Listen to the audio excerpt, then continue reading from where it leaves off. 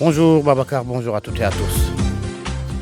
Emprisonnement de Guy Marius Sagna, la coalition Diotna voit derrière une main du président français. Les membres de la dite coalition estiment que c'est Emmanuel Macron qui a commandité l'arrestation de l'activiste Guy Marius Sagna qui justement a fêté son anniversaire hier.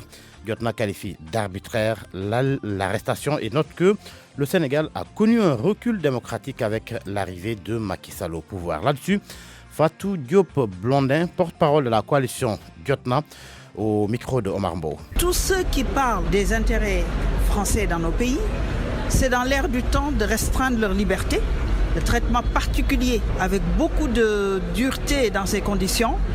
Ce n'est pas seulement parce qu'il a manifesté pour l'électricité, certainement la lutte, à l'instar de Kémy Sebas qui lui arrive au Burkina et dans d'autres pays, ou Nathalie Yamb en Côte d'Ivoire qui s'est vue extradée. On est dans ce contexte. Donc on se dit que quelque part, ils ont une certaine influence sur les décisions qui se prennent dans nos pays. Le Sénégal qui se vante d'être une vitrine démocratique, petit à petit, le président Macky Sall est en train de faire des entorses graves depuis son arrivée. C'est des moments qu'on passe en famille. Il n'aurait pas été en prison, qu'on n'aurait pas su. Il serait rentré chez lui avec sa femme et sa fille. Ils auraient fêté son anniversaire. Le collectif Nyon Lank face à la presse ce matin. Et il sera question de l'affaire Guy Marius Sagna et de la manifestation du collectif Manifestation prévue demain vendredi. Malick Gakou demande au gouvernement de prendre ses responsabilités face à la série de meurtres, d'agressions, hausse du prix de l'électricité entre autres. Selon le leader du grand parti, le régime doit mettre en place des dispositions nécessaires pour assurer la sécurité des citoyens. Malick Gakou était en tournée hier à Djiddah Thiaroye Kao. L'actualité hors du Sénégal, l'épidémie du coronavirus. La Chine enregistre 170 morts depuis l'apparition de la maladie. L'OMS appelle la communauté internationale à réagir et très vite. Les sports, cyclisme, Tour du fleuve, Bécaye Traoré, vainqueur des 2 premières étapes.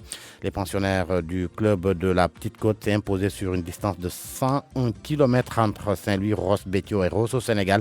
L'équipe mauritanienne est arrivée à la première place des équipes étrangères. La 3e étape du Tour cycliste du fleuve va se courir ce jeudi. 106 km entre Richard Toll et Fanaï.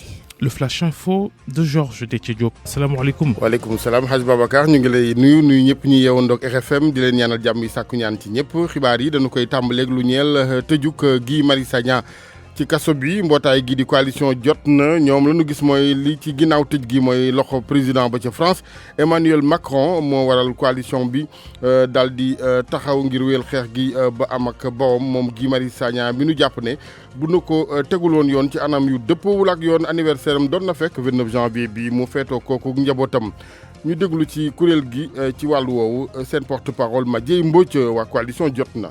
bu ngeen fàttelu gannaaw Abidjan bu Burkina Faso Ndiaye woote na fële à Pau en France Pau woo président yi nekk Afrique ne leen damaa bëgg ngeen wax leen ne yéen a ma soxla moo tax may ñëw mais ñun xam na ne soxlawuñu France moo soxla Afrique France bu woon Afrique du tekki dara ci àddina bi te li ko may mooy président yu mel ne Macky Sall ak Ouattara ak ñeneen loolu moo tax lépp lu xew ci réew bi effectivement ñun dañuy jàpp ne ñoom seen loxo mënu cee génn parce que seen i intérêt dañuy défendre Sénégal dañ ko doon bàkkee ne moom mooy càppaacóoli démocratie ci Afrique mooy ki nga xamante ne mooy roi des arènes ci lamb ji tëgg drapeau démocratie fii ci Afrique wante loolu bu Macky Sall toogee ba léegi wane na ne ndekete yoo ay léebi nen la mënoon nañu ko wax sax bon anniversaire parce que xam nañ ne fa mu nekk di ko gars yi di fexeel yëngal lu ko wàññiwul dara ci dëggoo ci pas-pasam ci xeex bi kon gii yaay guy gi nga xamante ne neexoo daaneel.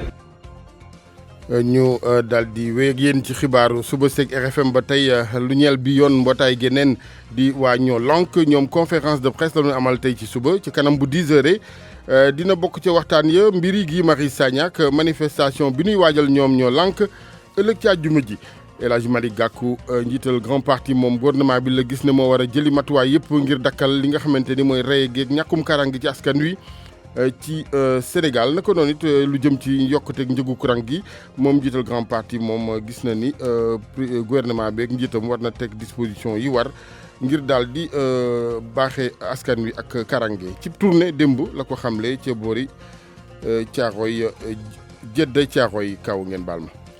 jàngoro coronavirus moom ba tey ki lorangeem ca Chine ga nga xamante ni fa la nuyoo téeméer ak juróom-ñaar fukk ci doomu aadama ñàkk nañ ci seen bakkan ci lu nu xayma OMS di mbootaay gi yore wàllu wér-gu-yaram ci àddina yëpp wërngal këpp ne na ku ci ne daal di jël matuwaay ci réagir noonu la bëgg communauté internationale gi doxalin ni sport gi la ñuy jeexal ak rawanteeg vélo cyclisme tour du fleuve Bécaye Traoré moo daal di gagné ñaari étape yëpp moom mu ngi bokk ci club bu Petite Côte bi ca Mbour ci distance su téeméer ak benn kilomètre diggante Ndar ak Ross Béthio naka noonu Rosso Sénégal équipe Mauritanie bi nag moom moo jël première place ci équipe yi nga xamante ni équipe yi bawoo bitim réew troisième étape bi ñeel boobu tour cycliste du fleuve dinañ ko daw alxamis tey ji 106 kilomètres diggante Richard Toll ak Fanaye course ab juróom-ñaar téeméer ak juróom fukki kilomètres la juróom-benn étape lay doon diggante Ndar ak Podor club yi nag bokk na ca yu jógee ci juróom-ñetti réew yeneen bu wuuteeg Sénégal yu daal di àndandoor di amal boobu dawal vélo deuxième édition bi ñeel fleuve gi Babacar mënoo ca bokk yow.